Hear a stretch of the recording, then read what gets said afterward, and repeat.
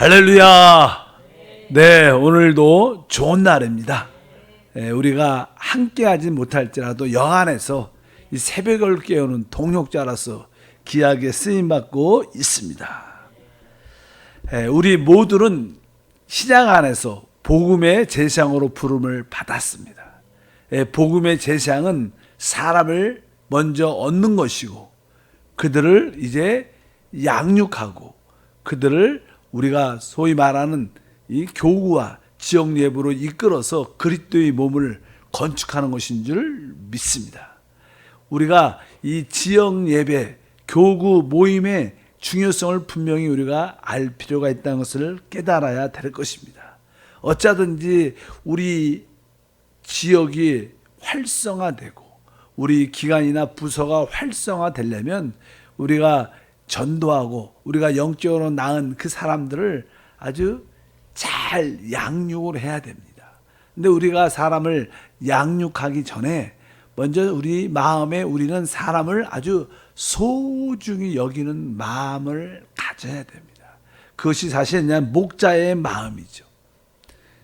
우리가 또 교회에 나온 분들, 또 새로 받은 사람들, 또 모든 영적으로 어린 사람들 어떻게 해요? 바로 우리가 소중히 여기는 마음이 얼마나 중요한지 모릅니다.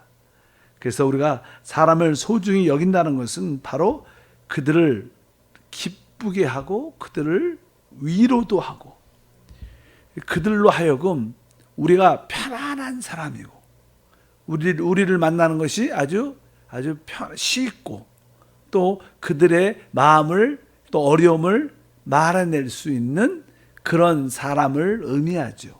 우리는 모든 사람들, 특별히 새로 나온 사람들, 또 지역 모임에 오신 모든 한 사람 한 사람들을 소중히 여기는 그런 마음을 가져야 됩니다. 그러려면 사람이 진실돼야 되죠. 참돼야 되죠. 사람을 대할 때 진실하게 대해야 돼요. 참되게 대하려면 우리가 십자가의 죽음과 부활을 통한 사람만이 참될 수 있습니다. 우리가 십자가의 죽음과 부활을 통하지 아니하면 다 정치적이고 이게 보여지는 것이죠. 참된 모습은 결여될 수 있습니다. 어쩌든지 우리가 참된 하나님의 사람으로 그들에게 보일 필요가 있다. 그러려면 우리는 당연하게 거듭난 새 사람으로 행동을 하고 모든 것을 살아야 됩니다. 우리의 옛사람은 타락한 사람이고 자기 중심적인 사람이죠. 옛사람으로는 다른 사람을 소중히 여기지 않죠. 이 옛사람은 자기를 소중히 여기지 다른 사람을 소중히 여기지 않습니다. 그래서 항상 우리의 모든 삶이 바로 거듭난 새 영으로 사는 것이 우리에게 중요한 것을 분명히 알길 바랍니다. 에베소서 4장 22절부터 보니까 너희는 유혹의 욕심을 따라 썩어져가는 구습을 따는 옛사람을 벗어버리고 우리가 다른 사람을 양육하기 위해서는 그들을 소중히 품고 여기는 마음을 가져야 되는데 그것은 우리의 옛사람으로 이루어질 수 없는 마음이죠. 그래서 우리는 구습을 따르는 욕심을 따라 썩어져가는 구습을 따르는 옛사람을 벗어버려야 된다. 그리고 23절에 오직 심령이 새롭게 되어 이것은 심령이 새롭게 된다는 것은 우리의 생각이 영 안에 두어짐으로 말미암아 점점점 새롭게 된다는 것입니다. 사람이 새롭게 될 수 있는 길은 영으로 돌이킬 때만. 그래서 우리가 영의 일을 생각하고 생각을 영 안에 둘 때 우리의 생각은 그때 비로소 새롭게 될 줄 믿습니다. 그래서 여기서 심령이 새롭게 된다. 이것은 생각의 영이 돼야 된다. 이런 뜻을 갖고 있습니다. 바로 영 안에 생각이 있어야 될 때. 그래서 우리의 생각이 바로 거듭난 영으로 돌이켜질 때 우리 생각은 새롭게 될 수 있습니다. 이렇게 새롭게 된 생각을 통해서 사람들을 품을 수 있는 마음을 가지게 됩니다. 로마서 12장 2절도 같은 맥락입니다. 너희는 이 세대를 본받지 말고 오직 마음을 새롭게 함으로 변화를 받아라. 마음을 새롭게 함으로 변화를 받아라. 우리가 변화를 받을 수 있는 길은 바로 마음이 새롭게 되는 것인데 여기에 마음이란 단어는 원어에 생각이란 단어입니다. 우리는 뭐 생각이 마음 안에 품어 있기 때문에 포괄적으로 마음이란 단어를 쓰지만 정확하게는 우리 생각이 새롭게 될 때 우리는 변화될 수 있습니다. 어찌하든지 우리의 생각을 옛사람의 생각이 아니라 그 옛사람의 생각을 영 안에 둠으로 말미암아 진정한 변화와 새롭게 됨을 우리가 가져야 우리가 다른 사람을 진짜 소중히 품고 사랑할 수 있게 될 줄 믿습니다. 아까 말씀드린 것처럼 우리는 이 타락한 옛 생각은 자기 중심적이고 자기만 사랑합니다. 그런 것을 가지고 그런 생각을 가지고 다른 사람을 소중히 품을 수 없기 때문에 어쩌든지 사람을 소중히 품는 마음이 우리 안에 중요합니다. 우리가 이 성경에 보면 우리 예수님이 이 땅에 오셔서 사람들을 아주 소중히 아주 귀하게 여기는 그런 마음이 있지요. 한 사람 한 사람을 귀하게 여기는 주님의 마음을 우리가 복음서를 통해서 알 수 있습니다. 마태복음에 보게 되면 우리 주님은 첫 번째 이 땅에 큰 빛으로 오셔서 그분의 첫 번째 메시지는 뭐냐면 회개하라. 하나님 나라가 가까이 왔다고 말씀했습니다. 진짜 이 땅에서 참된 필요는 하나님의 다스림 안에 있는 겁니다. 하나님의 통치 안에 있을 수 있도록 우리가 그들에게 하나님의 말씀을 전했는데 주님의 첫 번째 메시지도 회개하라. 이제 천국이 가까이 왔다고 말씀을 하면서 이제 그 메시지를 들은 사람들이 주님께 가까이 나오게 되죠. 가까이 나오게 될 때 이제 주님은 그들을 아주 귀하게 소중히 축복하는 말씀을 하시죠. 그래서 우리가 이제 복음을 가지고 사람 만날 때마다 우리의 입에는 축복의 말이 가득해야 된다. 축복의 말이. 우리 주님께서 이제 마태복음 5장에 보면 이제 주님을 따르고 추구하는 자들에게 말씀하시죠. 보니까 예수께서 무리를 보시고 산에 올라가 앉으시니 제 아들이 나온지라 입을 열어 가르쳐 이르시되. 우리 주님께서 입을 열어 말씀하시죠. 우리 주님이 어떠한 말씀을 하셨느냐. 우리가 잘 알다시피 심령이 가난한 자는 복이 있다. 천국이 그들의 것이다. 또 애통하는 자는 복이 있다. 그들이 위로를 받을 것이다. 이렇게 아주 복 있는 축복의 말씀을 입을 열어서 말씀하신 줄 믿습니다. 그래서 우리 입은 항상 열려야 되는데 바로 우리는 어떠한 저주나 어떤 책망의 말들이 아니라 그들을 위로하고 그들에게 은혜와 복을 주는 그런 말씀이 우리 입에 있어야 될 줄 믿습니다. 그것이 바로 기본적인 사람들을 소중히 여기는 그들의 참된 필요를 아는 우리 조용기 목사님의 이 메시지가 어떻게 보면 큰 부흥을 또 많은 성도들에게 위로와 소망을 줬다 그러죠. 그래서 우리 조용기 목사님의 어떤 신학을 바로 희망 신학, 소망의 신학 이런 표현도 많이 해요. 왜냐하면 그분은 메시지를 전할 때 항상 성도들의 그 아픔과 어려움들을 알죠. 또 모든 성도들이 절망 가운데 있는 것을 아셨습니다. 그래서 그들에게 진짜로 필요한 것은 위로와 소망이지 어떤 책망과 어떠한 율법의 말씀이 아닌 것을 아셨기 때문에 어찌하든지 성도들을 소중히 여기는 마음으로 그들을 위로하고 귀하게 여기고 또 축복의 말씀을 전하기 위해서 우리 오중복음을 전하셨기 때문에 많은 성도들이 목사님의 말씀을 듣고 느끼는 마음의 감동들은 그래 다시 한번 인생을 살아보자. 낙심하지 말고 다시 한번 도전해보자.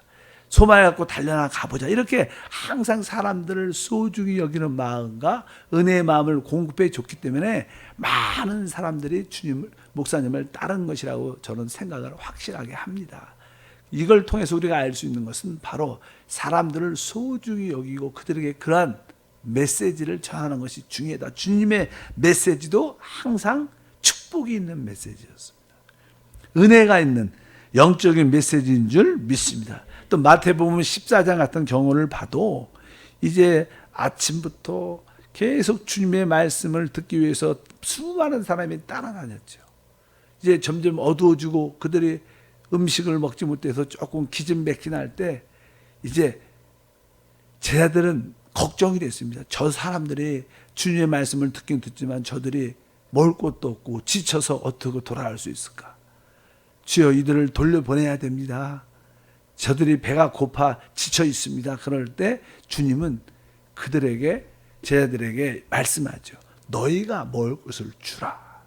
우리 주님은 이렇게 힘들고 어려운 자들에게 항상 무엇을 주려고 그런 마음을 갖고 계셨어요. 우리 제자들의 마음은 뭐예요? 빨리 그들을 돌려보내서 그들이 사서 떡을 먹게 해야 됩니다. 그들 지칩니다. 항상 누구한테 요구를 합니다. 사람들은 대부분 다른 사람들에게 요구하죠. 이렇게 해야 된다. 이렇게 해달라. 그러나 진짜 하나님의 사람들은 다른 사람들의 필요를 보고 알아서 그들에게 그것을 공급해 주는, 그것이 진정한 우리의 목자인 줄 믿습니다. 그래서 우리 마태복음 14장에도 바로 주님께서는 너희가 먹을 것을 먼저 주라. 그래서 결국 그 은혜로 말미암아 오병이어의 기적, 5,000명을 먹이고도 12 바구니가 남는 놀라운 역사. 그 다음에 15장에도 동일한 그런 약속이 있죠. 4,000명을 모이고 7강주가 남는 그런 역사가 있는데, 이런 모든 것을 보면 바로 우리 주님은 그 모든 영혼들, 사람들을 아주 소중히 여겨서 그들의 필요를 채워주는 그런 뜨거운 마음이 있었던 것을 우리가 분명히 알아야 합니다. 또 예수님이 사역할 때 어떤 부모가 자기 아이를 데리고 예수님께 이렇게 데리고 나오려고 합니다. 그러니까 제자들이 그것을 막죠. 제지합니다. 우리 주님 바쁜데 애들 만나지 못하고 주님한테 가지 못합니다. 이렇게 막았을 때 우리 주님이 제자들을 제지하면서 놔둬라. 그리고 그 아이를 안고 축복하는, 이건 무엇입니까? 사람을 진짜 소중히 여기는 그런 마음이 그분 안에 가득했다는 거예요. 이것이 우리에게 진짜 중요한 마음이에요. 다른 사람들을 소중히 여기는 마음. 이것이 목자의 마음이고, 담임 목사 입장에서는 모든 성도가 다 소중하죠. 또 교구장은 어떻게 보면 교구 식구들이 소중합니다. 그러나 우리가 전체, 그래서 제가 종종 우리 교육자들한테, 우리 모든 사역자들은 본인들이 담임 목사인 것처럼 사역을 해야 된다. 그 나의 교구는 우리 한세교회 모든 것이 나의 사역지다. 나의 모든 성도들, 이런 마음을 갖고 사역을 해야 모든 사람, 나에게 관계가 없는 사람 것처럼 보일지라도 우리가 소중히 여기는 그런 마음을 갖게 될 줄 믿습니다. 아까 말씀드린 것처럼 자기 아이를 주님께 기도받게 하고 싶은데 이렇게 데리고 나온 것을 저지한다면 당연하게 그 부모의 마음은 상함을 갖죠. 그런데 우리 주님은 그 마음을 아신 거예요. 사람들의 마음이 상하지 않도록 어쩌지 귀하게 소중히 품는 그런 마음을 우리 모두가 가져야 된다. 우리 주님께서 누가복음에 봐도요, 그분이 이제 공생애를 시작하실 때 첫 번째 회당에 들어가셔서 하나님 말씀을 쫙 피죠. 근데 그 말씀이 이제는 이사야 61장에 있는 말씀이죠. 이사야 61장은 바로 누가복음에 이제는 4장 18절과 20절에 기록되어 있죠. 우리가 잘 알죠. 그분의 첫 번째 메시지는 이거였습니다. 주의 성령이 내게 임하셨으니 이는 가난한 자에게 복음을 전하게 하시려고 내게 기름을 부으시고 나를 보내사 포로된 자에게 자유를, 눈먼 자에게 다시 보게 함을 전파하며 눌린 자를 자유롭게 하고 주의 은혜의 해를 전파하게 하려 하심이라 하였더라. 이렇게 주님의 처음에 이제 회당에서 하나님 말씀을 펴셨을 때 이 놀라운 은혜, 얼마나 놀라운 은혜의 말씀입니까? 바로 이 말씀을 먼저 선포하시고 그분의 사역을 시작하셨는데, 아마 우리 보통 사람 같으면 이런 메시지보다 율법의 메시지를 가지고 와서 하나님이 말씀하신다. 너희들 다 회개하고 돌이켜야 된다. 그렇지 않으면 하나님이 심판하신다. 이런 메시지를 전할 가능성이 많죠. 내가 하나님의 종으로서 하나님의 대언자다. 하나님 말씀하신다. 너희가 계명을 지키지 않으면 하나님의, 이런 이 출애굽기 20장에 있는 율법의 그런 메시지를 전하는 것을 더 좋아하죠. 왜? 그것은 사람을 소중하게 여기지 않는 것. 진짜 그들에게 참된 필요가 무엇인가 우리가 깨닫는 그런 지혜와 은혜가 함께할 줄 믿습니다. 또 주님은 특별히 바리새인들에게 어떠한 아주 안 좋은 비방 이야기를 듣는데, 왜? 그들이 볼 때는 예수님이 아주 세리와 창기 같은 그러한 좋지 않은 타락한 아주 악한 자들과 먹고 노는 것처럼 보였기 때문에. 성경에 기록되어 있습니다. 이게 누가복음 7장 34절 보니까 인자는 와서 먹고 마시매 너희 말이 보라 먹기를 탐하고 포도주를 즐기는 사람이요 세리와 죄인의 친구로다 하래. 이 바리새인들은 예수님이 세리를 만나고 또 죄인을 만나고 그들과 같이 식사도 하고 같이 대화를 하는 그런 모습을 보고 아주 부정적으로 생각을 했지만, 우리 주님은 결국 뭐요? 그들을 살리고 회복하고 양육하기 위해서 그들을 소중히 품은 줄 믿습니다. 어쩌든지 사람들의 모든 영혼은 다 똑같죠. 많이 배우고 아주 부유하고 사회적 지위가 있을지라도 그 사람이나 진짜 죄인이나 세리나 한 똑같은 영혼들, 하나님이 필요한 사람들의 마음을 알고 그들에게 그 그리스도를 공급하는 것이 우리의 사역의 핵심인 줄 믿습니다. 또 주님은 지나가다가, 우리가 지난번에 예루살렘에 갈 때 그 삭개오 뽕나무가 이걸 거다 이런 이야기를 들었었는데, 바로 그 지역을 지나갈 때 그 키가 작은 삭개오가 뽕나무에 올라가서 주님 얼굴이라도 한번 보고 싶은 그런 간절한 마음 가운데 있는데, 주님이 그것을 지나가시다가 그 작은 삭개오 마음을 아시는 거예요.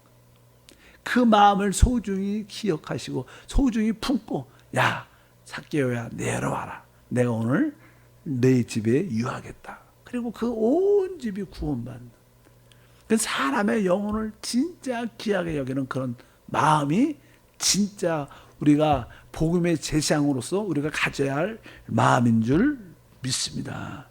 그뿐만 아닙니다. 요한복음에도 주님이 이렇게 사람을 대하는 그 소중히 여기는 그런 마음이 이렇게 느껴지죠. 특별히 요한복음 1장에 보게 되면요, 나다나엘이란 빌립이 내가 하나님의 아들 그리스도를 만났어 이렇게 나는 그 친구한테 말하니까, 나다나엘이 무슨 나사렛에서 그런 선한 것이 날 수 있겠어? 그럼 와서 봐봐. 그냥 나다나엘이 예수님을 보러 이렇게 쭉 나옵니다. 그럴 때 나는 우리 예수님이 나다나엘이 오는 것을 보고 말씀하셔요. 이렇게 어떻게 말씀하시냐면, 참으로 이스라엘 사람이다. 그 속에 간사한 것이 없다. 그러니까 나다나엘이 그 이야기를 듣고, 선생님 어떻게 저를 아십니까? 그러니까 주님께서 말씀하십니다. 내가 너를 부르기 전에, 빌립이 너를 부르기 전에 바로 네가 무화과 나무 아래에 있지 않았는가? 그러니까 아마 그가 빌립을 만나기 전에 무화과 나무 아래에서 그가 쉬면서 기도하고 있었나? 하나님을 묵상하고 있었을 때 빌립이 내가 그리스도를 만났다. 그렇게 하니까, 나를 다 아니까, 나의 모든 상태를 아니까 나다니엘이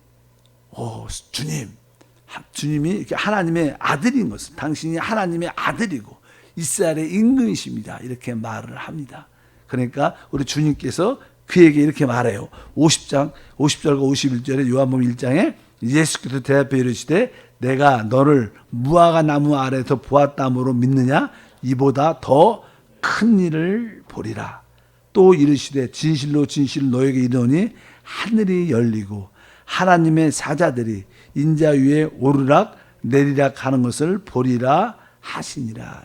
이것은 바로 주님을 찾아 나오는 사람에게 바로 어떠한 소망과 위로와 격려함으로 말미암아 이제 다니엘이 주님을 따르고 주님을 섬기는 충성되는 일꾼이 될 수 있도록 그를 어떻게 품고 소중히 여기는 주님의 마음을 보여주는 거예요. 우리는 사람을 다 만날 때마다, 어떤 사람을 만날 때마다 그를 귀하게 여겨야 돼요. 그들을 따뜻하게 해줘야 됩니다. 왜?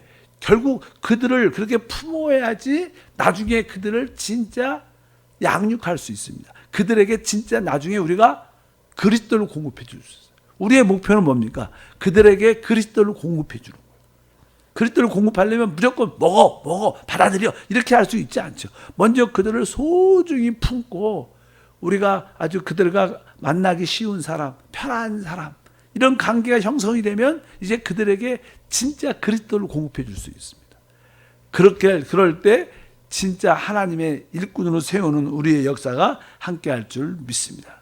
우리는 요한복음에 보면 그 사마리아 한 여자를 찾기 위해서 길을 우회까지 하면서 삥 돌아서 그 사마리아에 도착해 우물가에서 한 여자를 기다리고 그에게 필요한 생수를 공급해주는 주님을 봐요.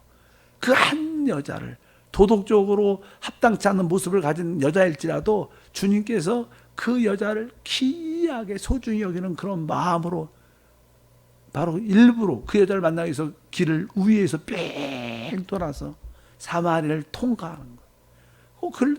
주님이 가실 때 그럴 필요도 없었는데 그 한 여자를 얻기 위해서 소중히 여기는 그런 마음들이 얼마나 귀한지. 현장에서 간음하다 걸린 그 여자, 너희 중에 죄 없는 자가 먼저 돌로 치라. 그러니까 다 그들이 떠나서 아무도 없었어. 그럴 때 주님만이 계셨죠. 근데 주님께서 많이 심판할 수 있는데 나도 너를 정죄하지 않는다. 그러면서 다시 한번 그분의 그 여자의 영혼을 회복하고 살리고 주님을 따르게 하는, 바로 이것이 진짜 우리의 마음인 줄 믿습니다. 우리의 봉사는 사람을 얻는 겁니다. 사람을 얻기 위해서 우리는 사람을 진짜 소중히 여기고 품는 마음이 있어야 돼요. 결국 사람을 소중히 얻고 품는 것이 다가 아니죠. 그냥 그들 만나서 식사하고 정치 얘기하고 문화 이야기하고 재밌는 이야기 그러는 게 아니죠. 우리의 결국 목표는 뭐냐면 그들에게 그리스도를 공급하는 양육을 하기 위해서. 그래서 우리가 그리스도를 공급하고 양육하기 위해서는 사람들을 먼저 부드럽게 품고 소중히 여기는 관계가 형성이 돼야 이제 그들이 우리를 신뢰하게 될 것이고, 그럴 때 우리는 참된 바로 우리의 모든 문제의 해답이신 만유이신 그리스도를 그들에게 공급함으로 말미암아 하나님의 교회의 지체가 되게 될 줄 믿습니다. 그럴 때 그들이 그 지역에 정착하고 교구에 정착하고 바로 교회의 지체로서 하나님의 영광을 나타내는 성도가 될 줄 믿습니다. 바로 우리는 사람을 진짜 소중히 여기고 품는 마음을 갖고 그 후에 우리가 그들을 양육해야 됩니다. 이 바로 소중히 여기는 목적은 그들에게 그리스도를 공급하고 양육하기 위한 것이다.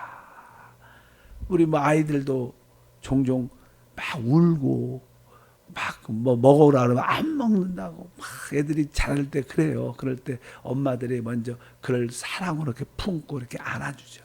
잘 이렇게 도덕기운 다음에 나중에 이거 한번 조금만 먹어보자. 그렇게 또 한 숟갈 주고 이렇게 갖고 잘 양육하고 그래 잘하니까.